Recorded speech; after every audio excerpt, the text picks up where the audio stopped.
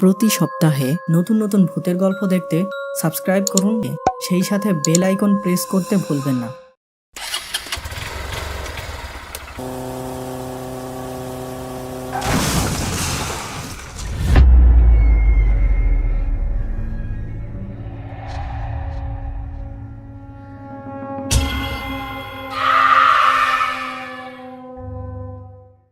বন্ধুরা, আজকের এই ভৌতিক সত্য ঘটনাটি পাঠিয়েছে বাংলাদেশ থেকে আবু সুফিয়ান শিহাব।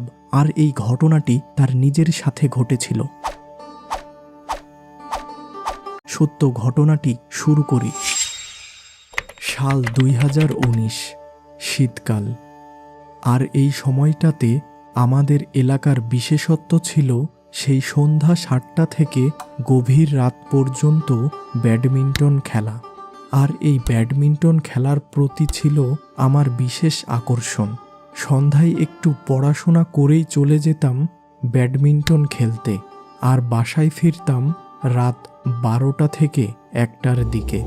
আর এক বিশেষ এলাকা থেকে এই ব্যাডমিন্টন খেলা শেষে বাড়ি ফেরার পথে আমার সাথে ঘটে যায় এক অপ্রাকৃত ঘটনা, যা আমার জীবনের এক কালো অধ্যায় হয়ে থাকবে।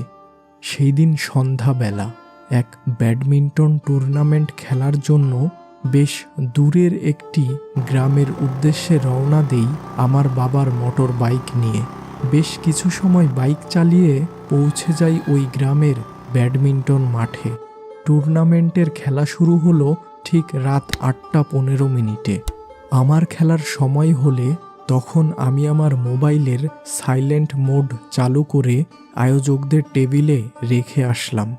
টুর্নামেন্টের খেলা শেষ হলো রাত 11টার দিকে। আমি আমার মোবাইলটি হাতে নিয়েই অবাক হয়ে গেলাম। বাসা থেকে 19টি মিস কল। দ্রুত বাসায় ফোন করলাম এবং জানিয়ে দিলাম যে আমি এখনই রওনা দিচ্ছি। এবার সবার কাছ থেকে বিদায় নিয়ে নিজ বাড়ির উদ্দেশ্যে রওনা দিলাম। গভীর রাত হওয়ায় মনের মধ্যে বেশ ভয় করছিল, আর সেই সাথে ভীষণ কুয়াশায় মাঝে মাঝে রাস্তার সামনে কিছুই দেখা যাচ্ছিল না, যার ফলে বাইক খুব আস্তে আস্তে চালিয়ে যাচ্ছিলাম। বেশ কিছু পথ এভাবে ধীরে ধীরে অতিক্রম করার পর হঠাৎ বাইকটির ইঞ্জিন বন্ধ হয়ে থেমে গেল। আর এমন জায়গাতেই থামল যেখানে কুয়াশায় আশপাশ কিছুই বোঝা যাচ্ছিল না। এমন সময় এই শীতকালে একটা দমকা গরম হাওয়া আমাকে অতিক্রম করল, আর সাথে সাথে যেন কুয়াশা কেটে গেল। পাশে তাকিয়েই বুঝতে পারলাম এটি একটি কবরস্থানের পাশের রাস্তা। মনের মধ্যে অজানা কোনো কারণে ভয় করতে শুরু করলো। এবার দ্রুত বাইকের ইঞ্জিন চালু করার চেষ্টা করলাম, কিন্তু কিছুতেই চালু হলো না। এবার সামনে তাকাতেই চমকে উঠলাম।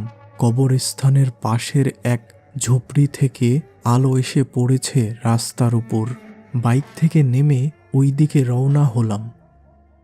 ঝুপড়িটির কাছে যেয়ে দেখলাম এক লোক একটি সাদা কাফনের কাপড় সেলাই করছে, এবং তার পাশের মোমের আলোয় আমি রাস্তার উপর দেখেছিলাম লোকটি ওই ঝুপড়ির মধ্যে একদম একা বসে কাফনের কাপড় সেলাই করেই চলেছে। লোকটির কাছে সাহায্যের আশায় এবার আমি তার দিকে এগিয়ে গেলাম। তার ঠিক সামনে যেয়ে আমি জিজ্ঞেস করলাম, এই যে শুনছেন? এবার লোকটি আমার দিকে তাকিয়ে বলল, কি বাইক নষ্ট হয়ে গেছে নাকি? এই কথা শুনে আমি তো একেবারে অবাক। সাথে সাথে জিজ্ঞাসা করলাম, হ্যাঁ, তবে আপনি কিভাবে জানলেন? এবার আমার কথার কোনো উত্তর এলো না। সোজা সে বলল, এত রাতে এই রাস্তা দিয়ে এসেছো কেন? আমি কিছু বলার আগেই হঠাৎ মোমবাতিটি নিভে গেল, আর চারিদিক যেন অন্ধকারে গ্রাস করে নিল। আমি দ্রুত মোবাইলের আলো জ্বালাতে গেলাম, কিন্তু হাই, ব্যাটারি লো দেখিয়ে ফোনটি বন্ধ হয়ে গেল। তখন মনে হলো, আরে আমার কাছে না গ্যাস লাইট আছে। সাথে সাথে সেটি জ্বালিয়ে দিলাম। কিন্তু সেই আলোতে যা দেখলাম তাতে আমি সেখানে একেবারে হকচকিয়ে গেলাম। কোথায় সেই ঝুপড়ি আর কোথায় সেই লোকটি? সামনে তো কিছুই নেই। আমি এক দৌড়ে বাইকের কাছে চলে আসলাম। এবার কবরস্থানের দিকে চোখ পড়তেই একেবারে হতবাক হয়ে গেলাম। ওই লোকটি তার বানানো কাফনের কাপড় পরে একটি ভাঙা কবরের মধ্যে ঢুকে গেল। এই দৃশ্য দেখে আমি সেখানেই অজ্ঞান হয়ে পড়ে গেলাম। চোখ খুলে দেখলাম আমি রাস্তায় শুয়ে আছি। এবার উঠে বসে মোবাইলটি চালু করার চেষ্টা করলাম। মোবাইল চালু হলো এবং সেখানে কিছুটা চার্জ আছে। এবার সময় দেখলাম 4টা বাজে। কি করব কিছুই বুঝতে পারছিলাম না। এদিকে মোবাইলেও কোনো নেটওয়ার্ক নেই যে বাড়িতে ফোন করব। এবার মোটর বাইকটি চালু করার চেষ্টা করলাম। বেশ কিছু সময় ধরে চেষ্টা করেও বাইকের ইঞ্জিন চালু হলো না। মোবাইলের নেটওয়ার্ক আসলো কি না তা চেক করার জন্য আবার মোবাইল হাতে নিলাম। কিন্তু কি এখন সময় 4:40। তাহলে আমি কি 40 মিনিট ধরে বাইকের ইঞ্জিন চালু করার চেষ্টা করে চলেছি? এগুলো কি হচ্ছে আমার সাথে? হঠাৎ একটা পায়ের শব্দ শুনতে পেলাম, আর সেদিকে তাকিয়েই যা দেখলাম, একটি মাথা কাটা প্রেত তার হাতে একটি মাথার খুলি নিয়ে আমার দিকেই যেন এগিয়ে আসছে। এই দৃশ্য দেখেই মনে হলো যেন আমি এখনই মারা যাব। সাথে সাথে চোখ বন্ধ করে ফেললাম। এমন সময় ফজরের আজান শুনতে পেলাম। চোখ খুলে এবার দেখি সামনে আর কিছুই নেই। এবার আমার মনের মধ্যে কিছুটা সাহস সঞ্চারিত হলো। বাইকের ইঞ্জিন চালু করার চেষ্টা করতেই ইঞ্জিন চালু হয়ে গেল। দ্রুত বাসার দিকে রওনা দিলাম। আর বাসার সামনে পৌঁছাতেই আবার জ্ঞান হারালাম।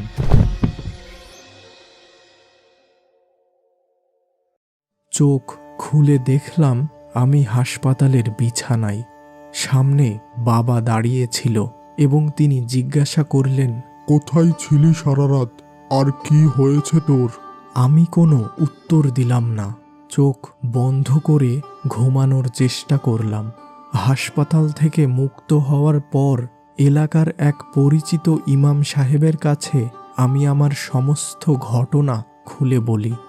তিনি এবার সব কিছু শুনে আমাকে বললেন, তোমার সাথে যা কিছু হয়েছে এগুলো সব খারাপ পিশাচের কাজ। যদি ফজরের আজান না হতো তাহলে তোমার সাথে আরো খারাপ কিছু হতে পারত। তোমাকে আমি এক গ্লাস পানি পড়ে দিচ্ছি।